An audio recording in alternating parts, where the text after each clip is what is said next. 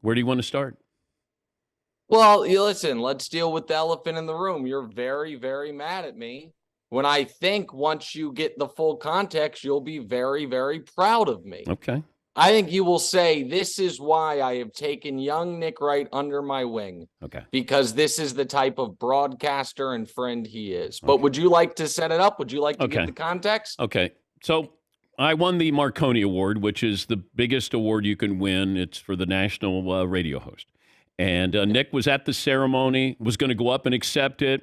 And, there was a connection there because we put in a clip from an interview that we did with Nick. So he was part of the tape that we submitted. And I thought, you know what? Let me thank him. I got a miniature Marconi, and I sent it to him, surprised him to say thank you.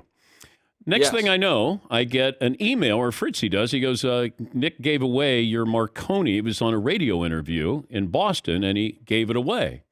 And then I text Nick, and I said, I gave it to you as a gift, a thank you. You gave it away as a joke.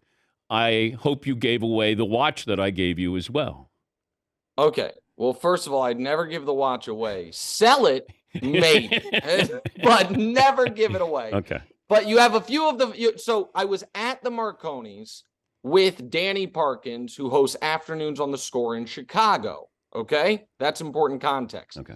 I wasn't on a radio interview in Boston. I was on Danny's radio station in Chicago when this came up. Okay. So now this is where I think, so he was nominated. He didn't win because Greg Hill from Boston won. I don't know what they submitted. That's outrageous, but doesn't matter. Okay. So this is where I think you will say, you know what, Nick? It was a good move. Okay. So Danny, about a month ago, I don't know if you'll like me saying this, but you know what? We're all friends here. Was in some contract negotiations. And you know how those radio negotiations can at times get contentious. And he never wanted to leave Chicago. He was never planning on leaving Chicago. But I told him, hey, we got to, you need as much leverage as possible. So some big boys come out and try to hire you. Maybe we can get the dollars up or something. So I was like, you'll probably have like a Zoom interview at some point with someone. You already have on the resume nominated for a Marconi, but you can't put on it you want it. But what if in the background there is a Marconi statue?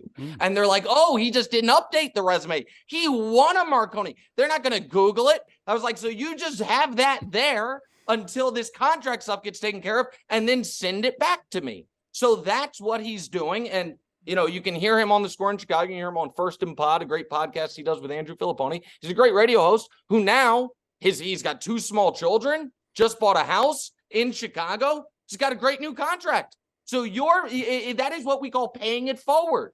You did something nice for me. I did something nice for him. Now it comes back to me.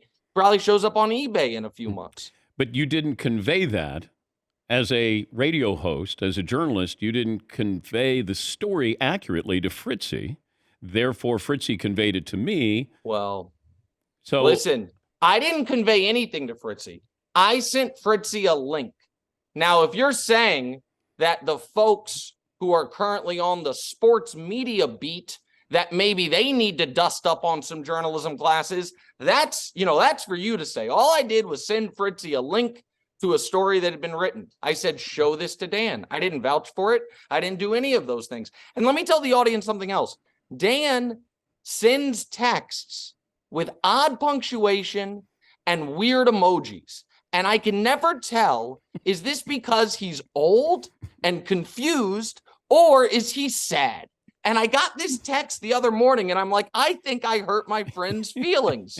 And so I was really anxious about this. Well, I did send, when he goes, are you mad or are you jealous? Are you upset at me? My insides are turning upside down. I was worried. And then I go, even the clown has tears, Nick. That's what he wrote. He said even the clown has tears. I'm like, what does that mean? And then I don't even know. I saw Fritzy today, and I go, I got him. And he goes, what? You got me. And I told him, I said, oh, yeah, he's a mess now. Because I didn't respond to him. You didn't respond.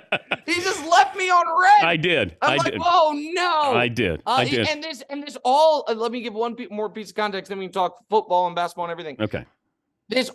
You had 6 hours prior asked if I wanted to go to dinner. Yes. And you know what? I'll tell you this because you'll like it.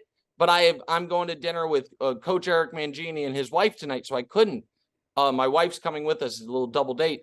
I said to my wife, I was like, Dan invited me to dinner, but I can't because we have Mangini's. Do you know what my wife said?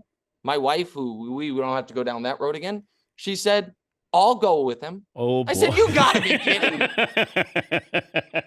I'm going to break that Marconi in half. Dude, I am playing the long game with your wife. I'm just, Obviously. I'm just letting you know.